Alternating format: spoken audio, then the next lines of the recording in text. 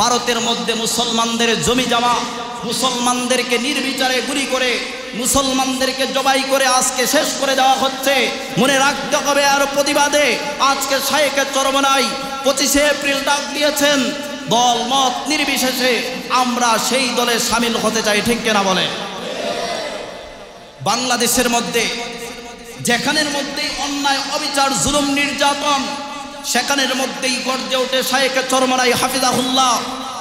আজ সর্বপ্রথম সবার আগেই ডাক দিয়েছেন যে ভারতের মুসলিমদের উপরে নির্বিচারে জুলুম, নির্যাতনের স্টিমুলার চালানো হচ্ছে। এর প্রতিবাদে বাইতুল মুকাররম উত্তর গেটে আজকে ভারতের দিকে তাকায় দেখেন, সেই ভারতের উগ্র হিন্দুরা আমার মুসলমান ভাই বোনদের উপরে জুলুম, নির্যাতনের স্টিমুলার চালিয়ে আজকে শেষ করে দিচ্ছে। ঠিক কিনা বলে? তারা পরিচয় কি জাহির করছে? তারা উগ্র সন্ত্রাসী ছাড়া আর কিছুই হতে পারে না। ঠিক কিনা বলে? আজ তারাই প্রমাণ করে দিয়েছে ইসলাম শান্তির ধর্ম। ইসলাম ছাড়া অন্য যে কোনো ধর্মই রয়েছে, ওইগুলো শান্তির ধর্ম হতে পারে না। ঠিক কিনা বলে? প্রিয় ভাইয়ের আমার, আজকে একটা বিষয় আপনি লক্ষ্য করে দেখুন, ওয়াকফ আইনকে কেন্দ্র করে আজকে আমার মুসলিম ভাই বোনদের উপরে ভারতের মধ্যে জুলুম, নির্যাতন, স্টিমুলার চালাচ্ছে। আমরা যদি শান্তিকামী না হতাম, তাহলে আমরা যদি তাদের মতো উগ্র হতাম, আমাদের ধর্ম যদি সুশিক্ষা না দিত, যদি শান্তির শিক্ষা না দিত, তাহলে বলুন তো হিন্দুরা কি এই দেশে বসবাস করত? আমরা ফু দিলে উড়ে যেত। ঠিক না? কিন্তু তথাপিও আমরা আমাদের পরিপূর্ণ আদবকে বজায় রেখেছি, ইসলামের সৌন্দর্যকে ফুটিয়ে তুলেছি। 25শে এপ্রিল ডাক দিয়েছেন ইমানের তাকাদায়, ভালোবাসা নিয়ে মুসলিম ভাই বোনদের ভালোবাসা অন্তরে লালন করে সেই মিছিলে আমরা সামিল হব। পারবো তো ইনশাআল্লাহ? আমি সামিল হব, আপনারা যারা পারেন ইনশাআল্লাহ অবশ্যই যাওয়ার জন্য চেষ্টা করবেন। মনে রাখতে হবে, নবী সাল্লাল্লাহু আলাইহি ওয়াসাল্লাম বলেছেন যে গোটা পৃথিবীর সমস্ত মুসলিম উম্মাহ হলো একটা অঙ্গের। আচ্ছা বলুন তো, আমার এই হাতের নখের মধ্যে ধরুন আমি একটা ব্যথা পেয়েছি, এই ব্যথাটা কি নখের স্থানে থাকবে নাকি গোটা শরীরে? মনে হয় বুঝেন নাই, গোটা শরীরে না? তাহলে এই দুনিয়ার যত মুসলিম আছে তারা কি আমাদের ভাই না? যত বোন আছে মুসলিম, তারা কি আমাদের বোন না? আপনার সামনে যদি আপনার সন্তানকে, আপনার ভাইকে আঘাত করা হয়, আপনি কি বসে থাকবেন? তাহলে আমাদের সামনে, আমাদের চোখের সামনে আমাদের ভাই বোনদের উপরে জুলুম, নির্যাতনের স্টিমুলার চালায় মুসলিম হিসেবে কখনো ঘরে বসে থাকা যায় না। ঠিক কিনা বলে? শায়েখে চরমনাই হাফিজাহুল্লাহ বাংলাদেশের আইডল, বাংলাদেশের অসংখ্য অগণিত মানুষের হৃদয়ের স্পন্দন।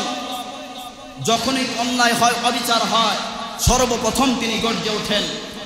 আজ তাকায় দেখেন, বাংলাদেশের মধ্যে শায়েখে চরমনাইকে নিয়ে সবচেয়ে বেশি সমালোচনা হয়।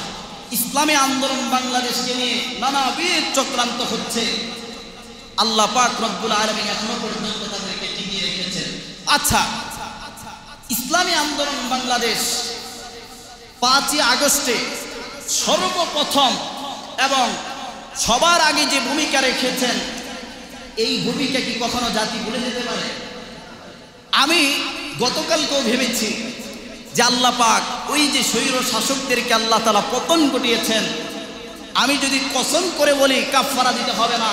শায়েখে চরমনাইকে যখন রক্তাক্ত করেছিল, তখন আওয়াজ করে বজ্র কণ্ঠে বলেছিল, আল্লাহ যেন এই কুলাঙ্গারের, এই জালেমদের পতন না দেখি আমার মৃত্যু না দান করে। এর কিছুদিনের মাথায় তার পতন হয়েছে। ঠিক কিনা বলেন? আওয়াজ করে বলেন ঠিক কিনা? একজন আলেমের শরীর থেকে রক্ত ঝরেছে। শায়েখে চরমনাই হাফিজাহুল্লাহ অনেক উদার হৃদয়ের মানুষ, এখনো জাতি ওনাদেরকে চিনতে পারে নাই। মরহুম পীর সাহেব চলে গেছেন। মরহুম পীর সাহেব যাওয়ার পরে আমরা বুঝতে পেরেছি আমরা কি হারিয়েছি। উজানির পীর সাহেব, মরহুম পীর সাহেব যখন ইন্তেকাল করেছেন, তখন জাতি জানতে পেরেছে, বুঝতে পেরেছে যে আমরা কি রত্ন হারিয়েছি। এই জন্য আমাদের এই রত্ন বাংলাদেশে আছে। দল মত নির্বিশেষে আমরা শায়েখের সাথে ঐক্যবদ্ধভাবে হাত রাখবো। পারবো তো ইনশাআল্লাহ? লুকমানে হাকিমের এই কথাগুলো আল্লাহ পাক রব্বুল আলামিনের কাছে বড় প্রিয় হয়ে গেছে।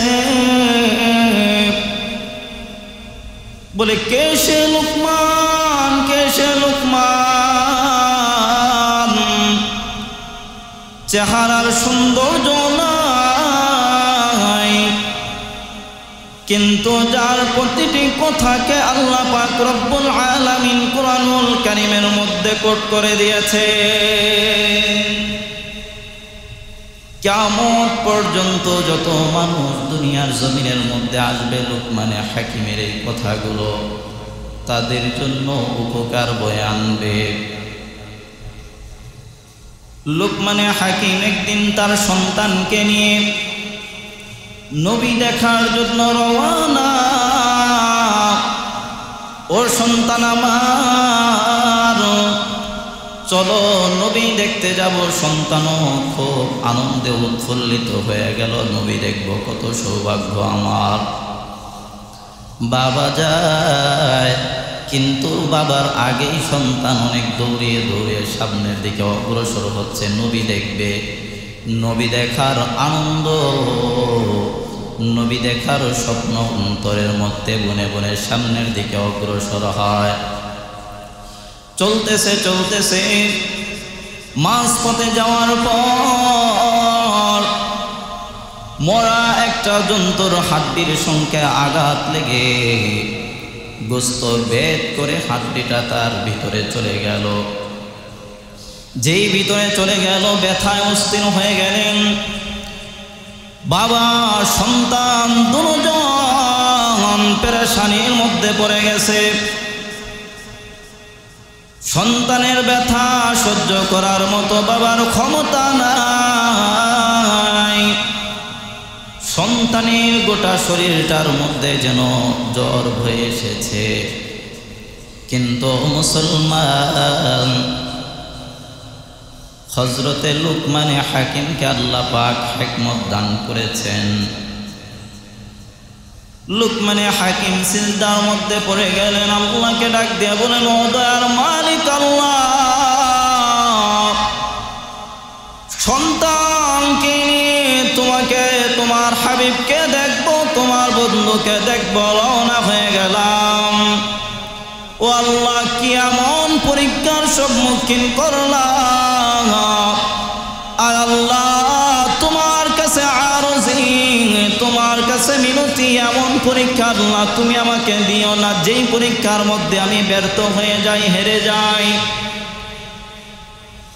সিজদার মধ্যে পড়ে আল্লাহ দরবারে বারবার কান্না করে, ও দয়ার মালিক আল্লাহ,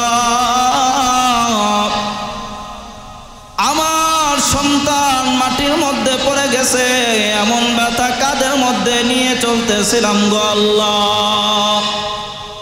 আয় আল্লাহ, আমি দুর্বল হয়ে পড়েছি, আল্লাহ তুমি আমাকে নুসরত করো। সিজদার মধ্যে পড়ে আছেন। বলে লুকমানে হাকিম কেমন তাকে জানো? লুকমানে হাকিমের সঙ্গে সরাসরি জিবরাইল আলাইহিস সালাতু ওয়াস সালাম সাক্ষাৎ করেছে। সাধারণ একজন ব্যক্তি, তিনি কিন্তু কোনো নবী না, কিন্তু জিবরাইল আমিনের সাক্ষাৎ তিনি পেয়ে গিয়েছেন। শুধু লুকমানে হাকিম সাক্ষাৎ পেয়েছেন না, বরং তার সন্তান পর্যন্ত জিবরাইল আমিনের সাক্ষাৎ পেয়েছেন।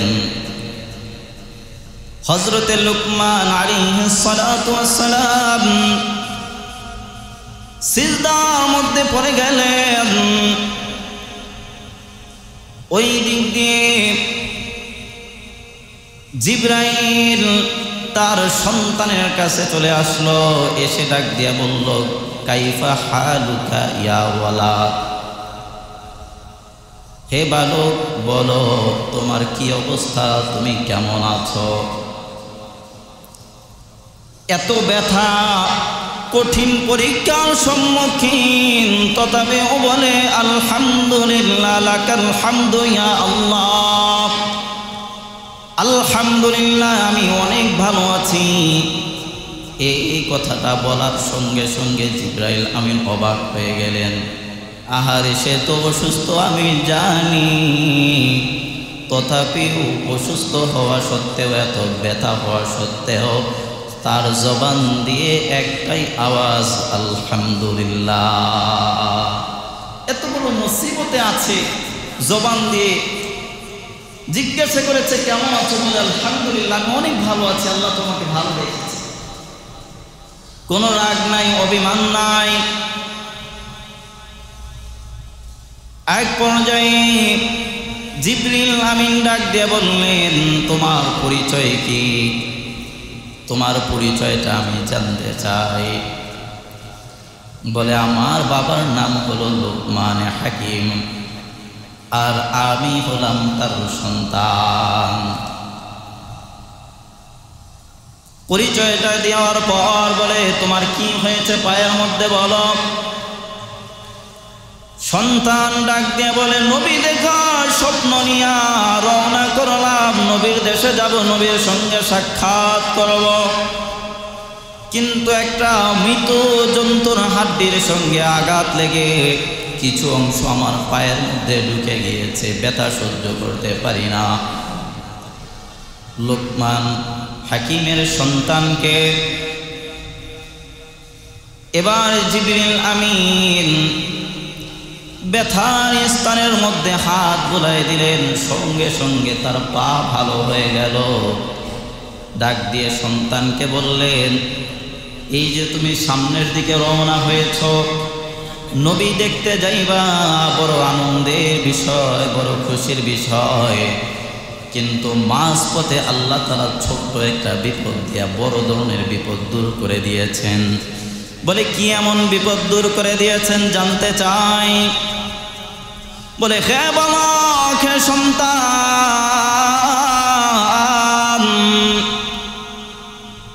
তুমি যে নবীর সঙ্গে দেখা করতে যাইবা, ওই নবীর উম্মতেরা নবীর সঙ্গে বেয়াদবি করেছে, নবীর সঙ্গে খারাপ আচরণ করার কারণে আল্লাহ পাক পাথর নিক্ষেপ করে তাদের সবাইকে ধ্বংস করে দিয়েছেন। তোমরা বাপ বেটা যদি ওই জায়গার মধ্যে যাইতা, তোমরা ওই বিপদ থেকে রেহাই পেতেন। আল্লাহু আকবার। আল্লাহ পাক ছোট্ট একটা বিপদ দিয়া, ছোট্ট আঘাত দিয়া বড় বিপদ দূর করে দিলেন। মুসলমান ইমানদার আল্লাহর গোলাম হযরতে লোকমান হাকিম সিজদা থেকে উঠলেন। সন্তান হাস্যোজ্জ্বল চেহারা ডাক দিয়ে বলল, এত বড় ব্যথা পেয়েছ, তথাপিও কেন তোমার মুখের মধ্যে হাসি? বলে বাবা যান, আমার কাছে সরাসরি জিবরাইল আমিন এসে কথোপকথন করেছে। আল্লাহু আকবার। কি সৌভাগ্য! আল্লাহ পাক অনেক বড় বড় বিপদ থেকে বান্দাকে ছোট ধরনের বিপদ দিয়ে দেখবেন অনেক সময় মুক্তি করে দেন। অনেক সময় দেখবেন, কিছুদিন আগে এই যে নিউ একতা বাসের মধ্যে আমি উঠেছি, আমি ছিলাম একেবারে পিছনে, তো যে কোনোভাবে আমার পায়ের মধ্যে একটু আঘাত লেগেছে, আমি সামনে গিয়ে বসেছি।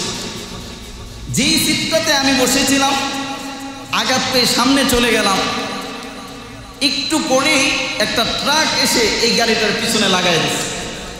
আমার সিটটাতে যে বসেছে, কাঁচ ভেঙে তার উপরে এসে পড়েছে।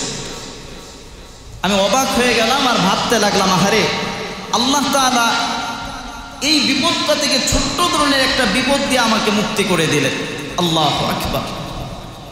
এরকম অনেক সময় আপনার আমার জীবনে ঘটে যাওয়া অনেক বড় বড় সমস্যা থেকে আল্লাহ তাআলা ছোট ধরনের বিপদ দিয়ে আল্লাহ আমাদেরকে হেফাজত করেন। তথাপিও সেই সমস্ত বিপদ আপদ মুসিবতে আমরা ধৈর্য ধারণ করব। কার জন্য? আল্লাহর জন্য। লোকমান হাকিম সন্তানকে প্রায় সময় বলতেন, সন্তান লা তুশরিক বিল্লাহ, আল্লাহর সঙ্গে তুমি কাউকে শরীক করবে না, অংশীদার বানাবে না। সন্তানকে প্রায় সময় মৃত্যুর স্মরণের কথা স্মরণ করিয়ে দিতেন। তুমি বেশি বেশি মৃত্যুকে স্মরণ করো,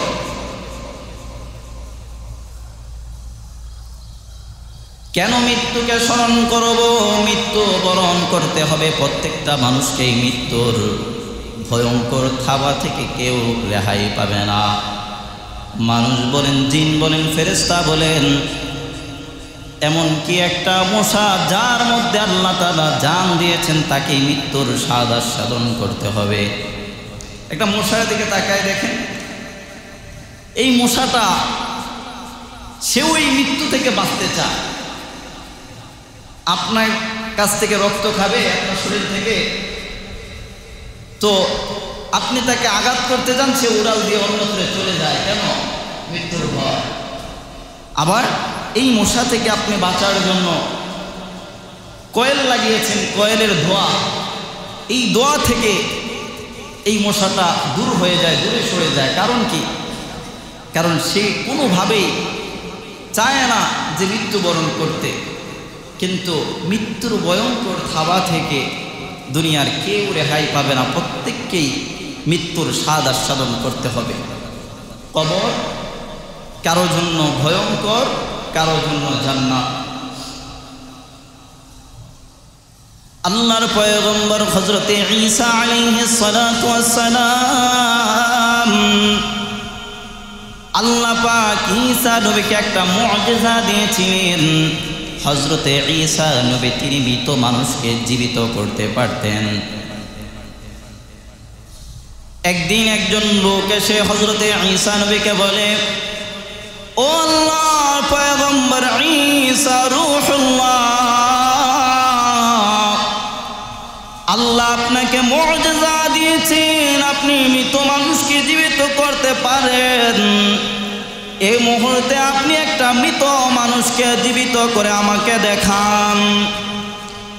ঈসা নবী হযরতে নূহ আলাইহিস সালাতু ওয়াস সালামের সন্তান শামকে এবার জীবিত করলেন। জীবিত করার পরে দেখতে পেলেন তার চুলগুলো এবং দাড়িগুলো পেকে গিয়েছে। প্রশ্ন করলেন, হে যুবক, যখন তুমি মৃত্যুবরণ করেছিলা তখন তো তোমার চুলগুলো ছিল কালো, দাড়িগুলো ছিল কালো, কিন্তু এখন তোমার চুল এবং দাড়িগুলো পেকে গিয়েছে, কারণটা কি বলো? এমন সময় শাম ডাক দিয়ে বলে, হে আল্লাহর নবী ঈসা, আল্লাহ পাক রব্বুল আলামিন যখন আমার কাছে মালাকুল মউতকে পাঠাইলেন, আজরাইল চলে আসলো। মৃত্যুর ভয়ঙ্কর থাবার সঙ্গে সঙ্গে আমার মনে হয়েছে কিয়ামত কায়েম হয়ে গেছে। আর এই ভয়ের কারণে আমার চুল এবং দাড়িগুলো পেকে গিয়েছে। আল্লাহু আকবার! কত ভয়ঙ্কর থাবা! এবার হযরতে ঈসা আলাইহিস সালাতু ওয়াস সালাম শামকে জিজ্ঞাসা করলেন, তুমি মৃত্যুবরণ করেছিলা আজ থেকে কত বছর আগে? তখন হযরতে শাম ডাক দিয়ে বলে, আল্লাহর পয়গম্বর, আজ থেকে ৭,০০০ পূর্বে আমি ইন্তেকাল করেছি। আহা! মৃত্যুর ভয়ঙ্কর থাবা বলে পয়গম্বর, এখনো পর্যন্ত ওই ভয়ঙ্কর থাবাটা আমার অনুভব হয়, যার কারণে আমি খুব আতঙ্কে থাকি, ভয়ে থাকি। আল্লাহর পয়গম্বর, আমার মনে হয় যে কোনো মুহূর্তে আমার কাছে আবার কিয়ামত হতে পারে, সদা সর্বদা আমার কাছে আতঙ্ক লাগে। কবর কারো জন্য ভয়ঙ্কর হয়ে যাবে, কারো জন্য জান্নাত হয়ে যাবে। কবর থেকে আপনার আমার হিসাব শুনুন। নেক কাজ করে যেতে পারলে কবরটাকে আল্লাহ পাক জান্নাতে পরিণত করে দিবেন। আর যদি বদকার হয়ে যায়, কবরে রাখার সঙ্গে সঙ্গে আযাব শুরু হয়ে যাবে। হযরতে রাবিয়া বসরি অনেক বড় একজন ইবাদতগুজার, আল্লাহর অনেক প্রিয় ছিলেন, আল্লাহর স্মরণ থেকে কখনো মাহরুম হতেন না। হযরতে রাবিয়া বসরি ইন্তেকাল করলেন। রাবিয়া বসরি ইন্তেকালের পর কবরের মধ্যে রাখার সঙ্গে সঙ্গে মুনকার নাকির চলে আসলো। মুনকার নাকির এসে বলতে লাগলো, মার রব্বুক মান দীনুক, তোমার রবকে, তোমার দিন কি, তুমি জবাব দাও। রাবিয়া বসরি উল্টা মুনকার নাকির দুইজন ফেরেশতাকে ডাক দিয়ে বললেন, হে ফেরেশতারা, তোমরা আমাকে প্রশ্ন করেছো আমার রবকে, আমার দিন কি, কিন্তু না, আমি জবাব দিব না, আগে তোমাদের থেকে একটা কথা আমি জানতে চাই। আল্লাহু আকবার। ফেরেশতাদের সঙ্গে কথা। রাবিয়া বসরি ডাক দিয়ে বলতে লাগলেন, তোমরা আমাকে প্রশ্ন করেছো আমার রবকে, আমার দিন কি, আমি তোমাদের থেকে জানতে চাই, বলো আসমান থেকে নিয়ে আমার কবর পর্যন্ত দূরত্ব কতটুকু, আসমান এবং জমিনের দূরত্ব কতটুকু? বলে, হে রাবিয়া বসরি, আসমান এবং জমিনের দূরত্ব হলো 500 বছর। রাবিয়া বসরি বলতে লাগলেন, বলো এই 500 বছরের দূরত্ব অতিক্রম করে তোমরা আমার কাছে এসেছো, বলো তোমাদের রবকে। ফেরেশতা দুজন বলতে লাগলো যে আমাদের রব হলো আল্লাহ। বলে, এই যে 500 বছরের দূরত্ব অতিক্রম করে এখানে এসেছো, বলো তো তোমরা কি আল্লাহকে ভুলে গিয়েছো? বলে, না, আমরা আল্লাহকে কেন ভুলে যাব? হযরতে রাবিয়া বসরি ডাক দিয়ে বলতে লাগলেন, ও ফেরেশতারা, ভালো করে শুনিয়া নাও, 500 বছরের দূরত্ব অতিক্রম করে আমার কাছে এসেছো, 500 বছর দূরত্বের পথ অতিক্রম করে তোমরা আল্লাহকে বলো নাই, আর আমি সাধারণত 4 হাত মাটির নিচে এসে আল্লাহকে ভুলে যাব, কিভাবে ভাবতে পারলা? মনে রেখো, দুনিয়াতে বাঁচাকালীন, বেঁচে থাকাকালীন আল্লাহকে একটা সেকেন্ডের জন্য ভুলি নাই। এই কবরের মধ্যে এসেও আমি আমার রব আল্লাহকে বলি নাই। আল্লাহু আকবার। এই অবস্থান তিনি অর্জন করে গিয়েছেন, তিনি গড়ে যেতে পেরেছেন। আপনার আমার কি হালাত হবে বলেন? এবং আরেকটা ঘটনার দিকে আমরা যাই। আল্লাহর পয়গম্বর জনাবে মুহাম্মদুর রাসূলুল্লাহ সাল্লাল্লাহু আলাইহি ওয়াসাল্লামের প্রিয় একজন সাহাবী হযরতে সাআদ বিন মুআজ, আল্লাহর হাবিব হযরতে সাআদকে অনেক ভালোবাসতেন, অনেক মহব্বত করতেন। বলে, কে সে সাআদ জানোনি? বলে যে সাআদ মৃত্যুবরণ করার পর আসমানের ফেরেশতারা পর্যন্ত কান্না করেছে। জোরে বলুন সুবহানাল্লাহ। এত দামি, এত আল্লাহর প্রিয় ছিলেন, নবীজির প্রিয় ছিলেন। হযরতে সাআদ বিন মুআজ ইন্তেকাল করার পর আসমান পর্যন্ত কান্না করেছে। হযরতে সাআদ বিন মুআজ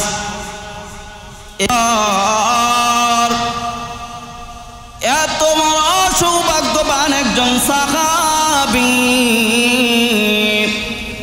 হযরতে সাআদ রাদিয়াল্লাহু তাআলা আনহু ইন্তেকালের পর পয়গম্বরে আরবী নিজে তার জানাজার নামাজ পড়িয়েছেন। আল্লাহু আকবার। বলে, কে সে সাআদ জানোনি? ওই সাআদ এত দামি, যার জানাজার মধ্যে একজন নয়, 1000 আর 2000 নয়, 70,000 ফেরেশতারা উপস্থিত হয়েছিল। সুবহানাল্লাহ। কত হাজার? 70,000 সাহাবী তার জানাজায় উপস্থিত হয়েছে। নবীজি সাল্লাল্লাহু আলাইহি ওয়াসাল্লাম পা মাটির সাথে ভালোভাবে লাগায় না, এই যে বুইরা আঙ্গুলের উপরে ভর করিয়া নবীজি হাঁটতেছেন। জানাজা কমপ্লিট হয়ে গেল, দাফন কমপ্লিট। নবীজি দাঁড়িয়ে আছেন, হঠাৎ করে নবীজি বলতে লাগলেন সুবহানাল্লাহ, আলহামদুলিল্লাহ, আল্লাহু আকবার। তাসবিহ পাঠ করতে লাগলেন। সাহাবায়ে কেরাম অবাক হয়ে গেলেন, প্রশ্ন করলেন, ইয়া রাসূলুল্লাহ, জানতে চাই কোনোদিন তো আপনাকে দেখি নাই আপনি কবরের পাশে এরকম ভাবে তাসবিহ পাঠ করতে, কিন্তু আজ হঠাৎ করে আপনি তাসবিহ পাঠ করলেন, এর কারণটা আমরা জানতে চাই। নবীজি ডাক দিয়ে বলতে লাগলেন, ও আমার সাহাবায়ে কেরাম, ভালো করে শুনি আল্লাহ, কবর অত্যন্ত ভয়ঙ্কর জায়গা। কবর কে ধনী কে গরিব, কে রাজা কে প্রজা, তার কাছে কোনো পরিচয় চলে না। জানি না আমার সাদের কবরের জানাজার মধ্যে 70,000 ফেরেশতারা এসে উপনীত হয়েছে, তারা জানাজার মধ্যে অংশগ্রহণ করেছে, কিন্তু তথাপিও কবর তার সঙ্গে এমন আচরণ কেন করল? কবরের মধ্যে রাখার পর মাটি তাকে এরকম জোরে আঘাত করেছে, যে আঘাতের কারণে সাআদ কান্না করে দিয়েছে। আল্লাহ পাক আমাকে ওইটা লাইভ চিত্র দেখিয়েছেন। আমি যখন সুবহানাল্লাহ, আলহামদুলিল্লাহ, আল্লাহু আকবার উচ্চ কণ্ঠে পড়তে লাগলাম, আল্লাহ পাক কবরকে ধমক দিলেন, সঙ্গে সঙ্গে মাটি সঙ্গে সঙ্গে নিশ্চুপ হয়ে গেল। জোরে বলুন সুবহানাল্লাহ।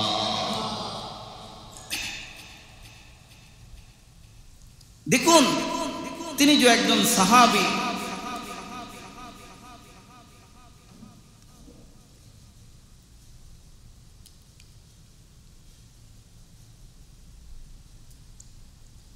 তিনি একজন সাহাবী হওয়া সত্ত্বেও তার কবরের মধ্যে যদি এমন ভয়ঙ্কর হালাত হতে পারে, তারা নবীকে দেখেছে, যে কোনো সমস্যার সম্মুখীন হয়েছে, নবীর কাছে যেতে পেরেছে। আপনি আমি কি নবী পাবো? আওয়াজ করে কথা বলেন না কেন? বাবা, তাহলে আপনার আমার হালাত কি হবে? নবীজির প্রিয় সাহাবীরা জীবনকে এরকম ভাবে গড়েছেন, সদা সর্বদা আল্লাহর স্মরণে মগ্ন থাকতেন। নবীজি সাল্লাল্লাহু আলাইহি ওয়াসাল্লাম ঘোষণা করেন, আকসিরু যিকরা হাযিহিল লাজ্জাত আল মাউত,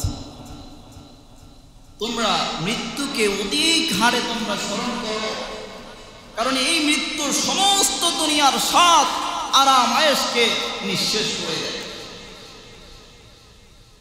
আজ আমাদের ভিতরে আল্লাহর স্মরণ নাই।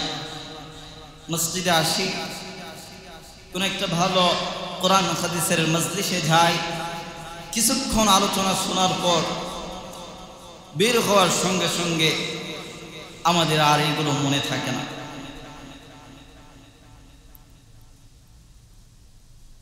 হায়াতের পরিধিও আপনার আমার খুব অল্প, যে কোনো সময় মৃত্যু আপনার আমার কাছে এসে হানা দিতে পারে। আপনারা জানেন মুসা নবীর ঘটনা। মুসা নবীর কাছে মালাকুল মাউত আসলো। মালাকুল মাউত আসার সঙ্গে সঙ্গে মুসা নবী ডাক দিয়ে বলতে লাগলেন, তুমি আমার কাছে কেন এসেছো? বলতে পারে না, ভয় পায়। মুসা আলাইহিস সালাতু ওয়াস সালামের লকব হলো মুসা কালিমুল্লাহ। মুসা নবী দুনিয়াতে আল্লাহর সঙ্গে যত কথা বলেছেন, অন্য কোন নবী রাসূলগণ এত কথা বলতে পারেন না। সুবহানাল্লাহ। মুসা নবীর সঙ্গে মালাকুল মাউত এসে বলে, আল্লাহর পয়গম্বর, আমি আপনার কাছে এসেছি। মান আনতা, বলে তুমি কে? মালাকুল মাউত বলতে লাগলো, আনা মালাকুল মাউত। আমাকে দেখলেই মানুষ ভয়ে ভীত সন্ত্রস্ত হয়ে যায়, আর আপনি আমাকে বলতেছেন আমার পরিচয় কি, আমি কে, কেন এসেছেন? বলে, আল্লাহর পয়গম্বর, আমি আপনার রূহ কবজ করার জন্য এসেছি। অনেক গরম হবে তো। ফালাম্মা জাআহু সাক্কাহু, এমন জোরে একটা থাপ্পড় লাগাই দিলেন মালাকুল মউতকে, তার চোখ নষ্ট হয়ে গেল। আল্লাহু আকবার। মালাকুল মউত আল্লাহর কাছে চলে গেল। আল্লাহর কাছে গিয়ে বলে, আল্লাহ আপনি কার কাছে আমাকে পাঠাইছেন? যার কাছে আমাকে পাঠিয়েছেন আমি তার রূহ কবজ করবো কি? সেই তো আমার রূহ বের করে দেওয়ার উপদ্রব। মালাকুল মউতের চোখকে আল্লাহ তাআলা ভালো করে দিলেন। বলতে লাগলেন, মালাকুল মউত তুমি তো রূহ কবজ করবা, কার কাছে গেছো তুমি তো জানো না, কিন্তু তোমার একটা পদ্ধতি, একটা নিয়ম শিখাই দিই। যেই কথাটা তুমি তার কাছে বলো, তাহলে সহজে তার রূহটাকে কবজ করতে পারবা। আল্লাহ কিভাবে? আল্লাহ তাআলা শিখাই দিলেন। মালাকুল মউত মুসা নবীর কাছে আসলো। মন তো চায় না, দুনিয়ার মায়া কার না আছে বলে, রক্তে মাংসে করে তো আমরা মানুষ। মুসা নবীও যেতে চায় না। আয়েশা বলে, আল্লাহর পয়গম্বর, আল্লাহ পাক আপনাকে দুইটা কথা জানিয়েছেন, দুইটা অপশনের যে কোনো একটা অপশনকে আপনি বাছাই করতে পারবেন। কি অপশন? বলে, আপনি যদি দুনিয়াতে হায়াত চান তাহলে আপনি একটা ষাঁড়ের উপরে আপনার হাত দ্বারা যতগুলো পশম ধরতে পারবেন, প্রত্যেকটা পশমের বিনিময় আপনাকে 1000 বছর করে হায়াত দেওয়া হবে। এবার চিন্তা করেন, এক হাত দ্বারা আপনি যে পশমগুলো, এই পশমগুলো কি আপনি গণে শেষ করতে পারবেন? আল্লাহ পাক এই অপশনটা তাকে দিলেন। বলে, 2 নম্বর অপশন কি? যে আল্লাহ পয়গম্বর, আসমানের ফেরেশতারাও আপনার জন্য অপেক্ষমান। আপনি মৃত্যুবরণ করলে সঙ্গে সঙ্গে আল্লাহর দিদার পাবেন, আল্লাহর সাক্ষাৎ পাইবেন। দুইটা অপশনের যে কোনো একটা অপশন বাছাই করতে পারেন। মুসা আলাইহিস সালাতু ওয়াস সালাম ডাক দিয়া বলল, ও মালাকুল মউত, আমার জীবনের বারবার স্বপ্ন, আমি আল্লাহর কাছে বারবার বলেছি, ও দয়ার মালিক আল্লাহ, এই ফ্যানটা একটু বন্ধ করে দেব। আল্লাহ, আমি আপনার সঙ্গে এত কথা বলি, মনের মধ্যে তো সব সময় ইচ্ছা জাগে আল্লাহ আপনাকে একবার দেখব।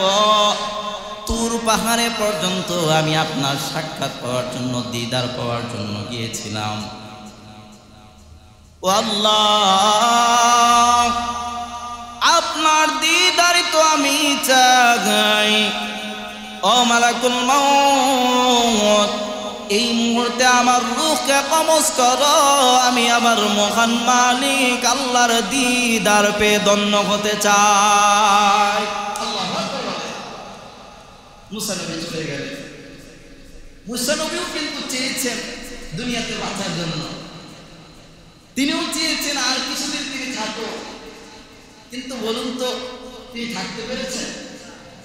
আপনি আমি যেরকম, এই যে আমাদের ইতিপূর্বে যে স্বৈর শাসক ছিল, তার জন্য আমরা দোয়া করেছি, আল্লাহ এই শয়তানটা দুনিয়া থেকে যায় না, কে কবে যাইব, এটা আপনি আমি দোয়া করতাম। আল্লাহ কইতাছে, থাম আস্তে ধীরে, আপনার আমার মতো তাড়াহুড়া আল্লাহ তাআলা করেন না। সময় যখন হয়েছে, সে কি আর এই গতিতে থাকতে পেরেছে? আরে আওয়াজ করে বলেন লাগে, থাকতে পেরেছে? ঠিক তদ্রূপভাবে ক্ষমতা এবং অন্যান্য যত লোভী আপনার ভিতরে থাকুক, দাম্ভিকতার অহংকার থাকুক না কেন, সময় যখন হবে, আল্লাহর হুকুম যখন হবে, তখন মনে রাখতে হবে আপনাকে সব ছেড়ে চলে যেতে হবে। ঠিক কিনা বলে? এই যে বাংলাদেশের মধ্যে আছি, ইসলাম হলো শান্তির ধর্ম, কোনো সন্দেহ আছে? আওয়াজে মনে হয় ঝামেলা আছে, সন্দেহ আছে? ইসলাম শান্তির ধর্ম ঘোষণা করেছেন আল্লাহ তাআলা। কে করেছেন? আওয়াজ করে মহাব্বতে বলেন, কে?